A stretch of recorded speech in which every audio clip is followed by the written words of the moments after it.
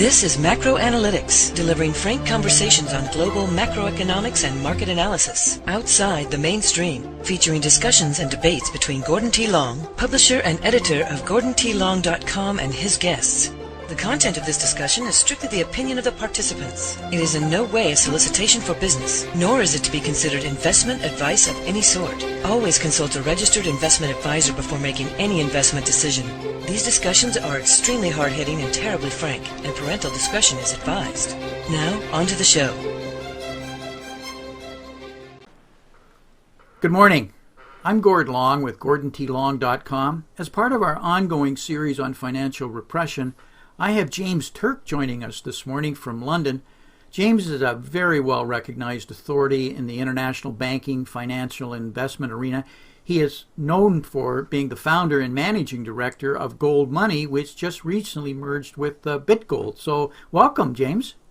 Thanks, Gordon. It's great to be with you. I've been looking forward to talking to you for a while, and so I'm really pleased that you joined us. I'm certainly very familiar with your background, but could you just give our listeners who may not be some of the things that you've been involved with in your career? Yeah, I've been involved in banking back in the 1970s. I worked in Abu Dhabi managing the commodity portfolio for that country's sovereign wealth fund, the Abu Dhabi Investment Authority. And then in the late 1990s, I founded with my oldest son, Gold Money. And Gold Money has turned out to be a very successful way because of providing a convenient, economical, and safe way for people to buy and sell physical precious metals and store that metal in several different vaults in different countries around the world. We're presently storing about $1.25 billion of customer assets. The other thing I've done is I've co-authored a couple of books. The most recent one with my friend John Rubino is entitled The Money Bubble, What to Do Before It Pops. And we have that book featured on our website regularly because John is a co-host with me on our Macro Analytics series. So we've covered the book. So for those that haven't, lots of information on James's latest book. James, we're here to talk about amongst three different subjects, but the first is financial repression. And I would really like you if you could share with our listeners what that terminology means to you, concerns you may have with it, and where do you see it leading to? Yeah, when you talk about financial repression, my immediate reaction is government intervention. Government intervention in the market process. And this is always something that distorts the signals that are important as entrepreneurs invest capital, as individuals save capital. By distorting these signals, you get false impressions as to what you should be doing, in terms of how you place your money. So, government intervention in the markets is not only distorting, it's counterproductive. Because typically, governments don't like what the market is saying, but the reason the market might be saying something is because of government policy in the first place. Rather than change the policy, they try to make the markets believe that the policy the governments and the politicians are pursuing is the correct one, but in fact it's not. And if we look at here in Europe as an example, from 1950 up until 1999, the Deutschmark, which was managed by the German Bundesbank, that country's central bank, essentially maintained its purchasing power over that period of time. It was almost as good as gold. Today an ounce of gold buys the same amount of crude oil it did back in 1950. In 1999, a Deutschmark almost bought the same amount of same amount of crude oil as it did back in 1950. It wasn't quite as good as gold, but it was very, very good. But since 1999, the euro has followed a path similar to the US dollar, the British pound, and all of the other fiat currencies that are pursuing policies that are basically not sustainable.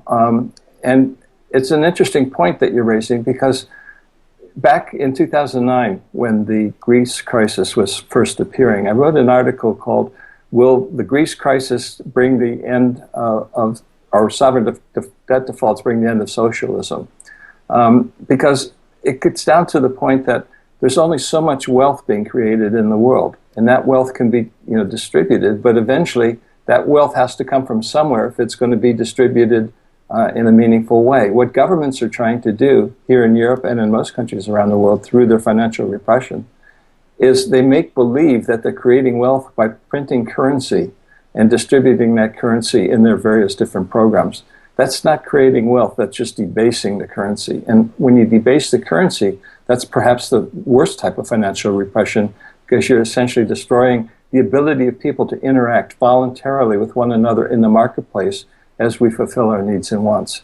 So we're going through a process, I think, Gordon, where governments are eventually going to come to understand, hopefully, that government intervention is counterproductive, and we have to go back to the way things used to be, that governments were outside of the market process. What governments are there for is to maintain the rule of law and a level playing field. Governments distort that level playing field for themselves and for their favorite interests, to the disadvantage of the mass of people.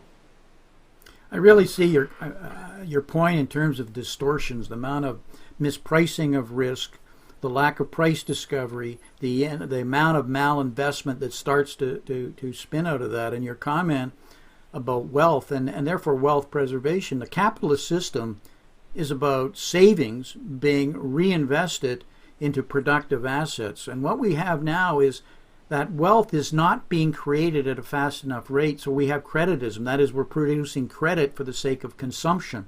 That's not wealth. And where it breaks down in a number of ways, James, my view is that you can't have more and more debt without collateral. You need collateral.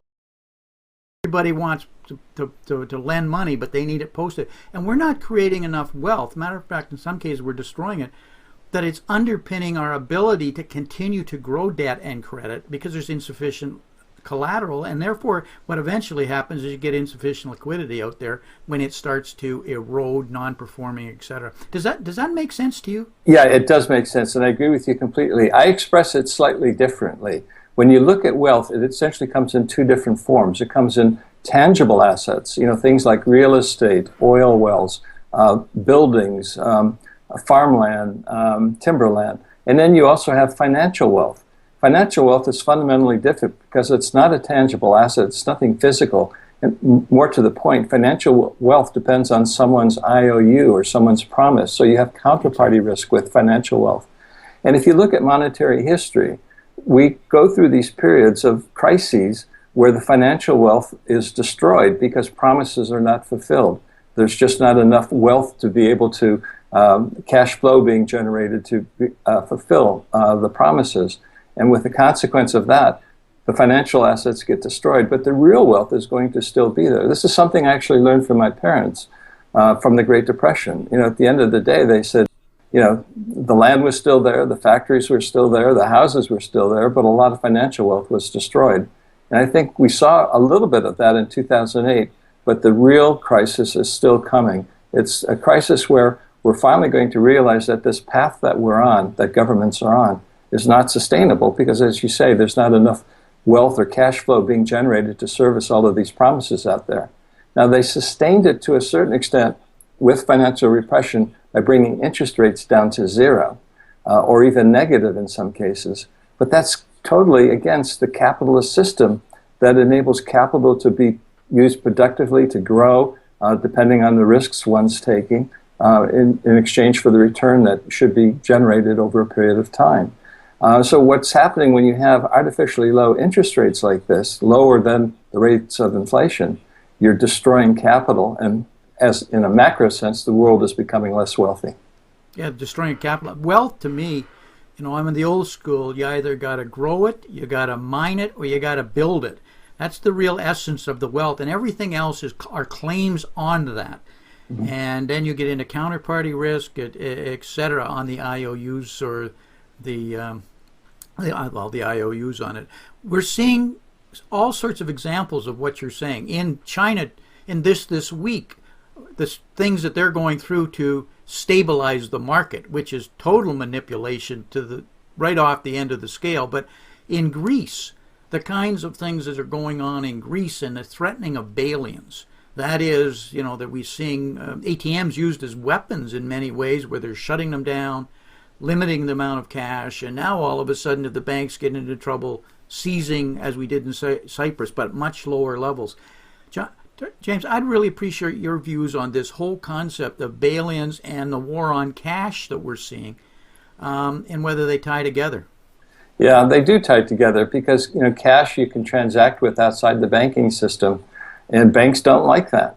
Governments don't like that. There's this unholy alliance these days where banks and governments work together to try to sustain and perpetuate the welfare state. And they try to do this in a way that will be mutually beneficial to the two of them, but not necessarily to the mass of the people. And in order to perpetuate these welfare states, they'll do whatever they need to do. Cyprus is a good example. They took the depositors in the money of depositors in the banks.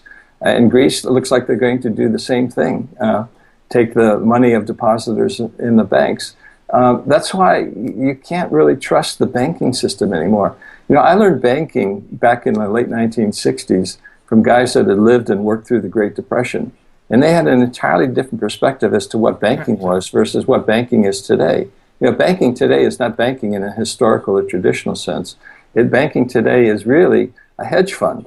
And what we need to do is go back to basics. This is something that actually John and I discuss in our book, The Money Bubble. The problem with banking today is that banks have two different functions. They have a lending function where they lend money to people, obviously. And they also have a payment function where you put your money on deposit in a bank, and that deposit circulates as deposit currency in commerce, by checks, plastic cards, wire transfers, or whatever. These two functions in banking are incompatible. We have to go back to the way banks used to be. You used to have banks of credit, which made loans, and then you had banks of commerce, which were responsible solely for payments but didn't actually lend any money, so that depositor money was never at risk. That's what we need to do. We need to separate banks back the way they used to be and no longer allow banks to operate as hedge funds as they presently do. If they want to make risk-making loans, if shareholders want to do that in a bank for credit, but don't allow that bank to be involved in the payments business. Don't allow that bank to take depositor money just because a bank got into trouble with a government approval to take depositor money. Because ultimately, this is destroying the capitalist system. And the problem with this, of course, Gordon, is this capitalist system where people are interacting voluntarily with one another to improve their situation. Adam Smith's invisible hand. This is what enabled humankind to raise standards of living, consistently, decade after decade after decade, or century after century. And when you destroy that market process, you're destroying the ability to raise our standards of living, and ultimately, everybody suffers. These concerns, and there's a couple-hour discussion here on banking in general and how that whole migration happened and exposures within it. But is it the fear of really banks not being safe? Is that going to push cryptocurrencies, Bitgold, Bitcoin, etc., potentially start to explode in the future? Yeah, I think so. Gold and silver have been around for 5,000 years. They have a proven history. They were chosen by the market as money because of the attributes and features that they have. Those attributes and features have not been destroyed. They've not been lost. They've only been ignored or forgotten. And we're in what John and I called the money bubble. What we're using today in commerce is not really money. It's a money substitute circulating in place of money. Money comes into circulation the same way all other goods and services come into circulation. Like you were saying, by production. You have to work to create, mine gold out of the ground, and that gold then serves as a form of money. It's just like any other real wealth is being created. So what my expectation is that this aberration that we've been in since 1971, when the dollar's formal link to gold was broken, is really just that, an aberration. We're seeing the problems by moving off in a tangent in this direction, moving away from sound money. And eventually we're going to have a collapse. We're going to recognize the folly of our ways and go back to a sound money system, which is what, incidentally, the Constitution in the United States provided. One of the reasons to creating a more perfect union was because of the collapse of the Continental, the country's first currency. And what the framers of the Constitution did is they created a common market with a common currency called the U.S. dollar, which was a specific weight of silver at the time. So this is what we need to go back to. We need to go back to the wisdom of the framers. We need to go back and look at the lessons of monetary history and recognize that we're on a path that's unsustainable. Now, governments and politicians are probably never going to recognize that, or at least most of them won't. So what we as individuals have to do recognizing that the future is uncertain and unpredictable, we have to prepare for it the best way we can. And one of the logical ways to do that is to look at what has a proven history and track record. And gold and silver have been around for 5,000 years. The odds are they're going to be around for the foreseeable future, if not another 5,000 years. And all we really want to do is be prepared for the foreseeable future in the best possible way. So we have to own physical gold and physical silver as part of a well-balanced portfolio. Well, a big part of the world still believes very strongly in gold and silver as a form of money. And I'm thinking of Russia, I'm thinking of China, I'm thinking of most of the BRICS who are into the acquisition or acquiring gold reserves versus the developed countries who are selling them. So therein begs a lot of question. But all these problems begin, James, as you said, when you lose the discipline of sound money. Yes. And then all these become symptoms of that initial stage. And to return to it is almost an impossibility without some form of crisis, in my opinion. But we'll see on that one. It can be done logically if the politicians have the will to make it happen and the leadership has the vision to make it happen. It happened in the United States with the creation of the Constitution. All we have to go back to is what the Constitution required and recognize that the dollar as it exists today is an unconstitutional form of currency. It also happened back after the war between the states when the greenbacks were created. There was a period when, again, financial turmoil, and the government decided that, okay, we have to go back to gold, and we're going to do it in 10 years. So they had a 10-year plan to resume back to constitutional money. We could create another 10-year plan if we wanted to. There's going to be a lot of pain going that direction, but a lot less pain by planning for it than by just letting a financial collapse to inevitably happen, which is the way politicians are moving at the moment. I never ceases to be amazed at how brilliant and strong our leaders, founding fathers, were and visionary and demonstrating real leadership. I mean, they had it right. And I guess it's because at that time some of these problems were blatantly obvious that they were trying to bridge from. And now we've got lulled and we lose perspective. I'd like to get us back to, James, if we could, one of the most important things I wanted to talk to you about is the merger of gold money with BitGold. What prompted that, and where do you see it? Where do you see the future in the merger? Yeah, we're really quite excited about it because we're bringing together two companies that have the same vision but have different strengths. And so we're combining the strengths of the two companies to achieve that vision. And basically what we're talking about is the digital gold currency that BitGold makes available is very, very complementary to the savings and way of accumulating gold and silver through gold money itself. So we think it's a very powerful combination, and I'm quite excited about the future. Since the transaction was announced, BitGold's shares on the Toronto Venture Exchange have done very well. So I think the market is also responding to the potential that the combined companies offer. I have a high degree of confidence in the BitGold management team. From top to bottom, they are really first-class people. And combined with the first-class people we already have in gold money, I think we have a powerful combination. BitGold will continue to operate separately from gold money, which will continue to operate over here in Europe, but the two will become more closely interlinked over time to the advantage of customers of both companies as well as to the shareholders of BitGold itself, which, by the way, when we finally close, which is hopefully going to be within a few days now, the attorneys are still crossing the T's and dotting the final I's. The name of BitGold will be changed to Gold Money Group Incorporated. Gold Money Group, okay. Up until recently, BitGold wasn't available to Americans, but I believe that has now changed here in the last month or so. Yes, they can open accounts, but they can't use the spending mechanism that BitGold has available. There's still some uncertainty with regard to rules and regulations in the United States about spending or using as currency, digital gold currency. So as long as you don't live in the United States, you can use BitGold from a point of view of spending digital gold currency. If you live in the United States, you can't spend digital gold currency, but you can open an account and begin accumulating metal through BitGold, as well as through gold money, for that matter. A Financial Repression Authority is an affiliate of Gold Money, or BitGold rather. So I need to mention that, and the information on that is available throughout our website. James, we're running up against our hard time. There's so much to talk about here, but are there any clear messages you'd like to leave with our listeners on these subjects? Yeah, I think we're at the early stages of another 2008 financial collapse.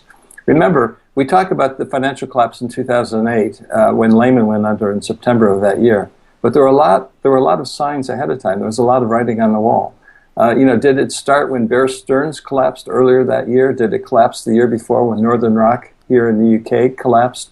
Or did it even collapse before that when two Bear Stearns hedge funds invested in real estate went under? I think what's happening in Greece, what happened in Cyprus, these are indications that we're heading for another 2008 crisis. Whether it's going to happen this year or next year, I don't know. But I do know that the best way to prepare for it is to own tangible assets of all sorts, tangible assets that make sense, and minimize your exposure to counterparty risk whenever you can. And as far as liquidity and money are concerned, the best way to prepare for an uncertain future is to own physical gold and physical silver. Well said, absolutely. James, could you tell our listeners how they could learn more about your work and the things you're involved with and your writings? Because I believe you're still writing, right?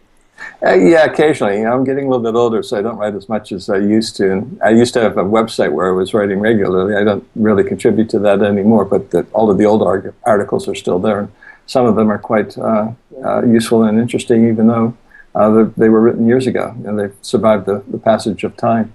But you can find me at goldmoney.com. And the latest book that John Rubino and I have written is The Money Bubble, What to Do Before It Pops, which I think provides a good perspective on the present situation and how to prepare for the future. James, thank you very much for your time this morning. We're going to have you back here to explode a number of these subjects. One of them I want to talk to you about is China and spend time on that. But that's all we have time for here today. So all the best, and we'll talk to you again.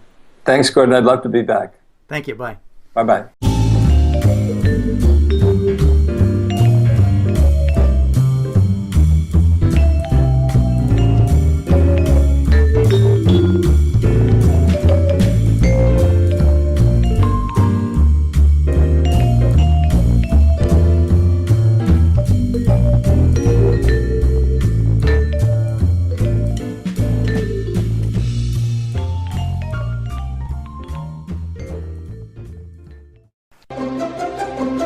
This has been Gordon T. Long, editor and publisher of GordonTLong.com. New recordings are posted regularly and can be found at GordonTLong.com.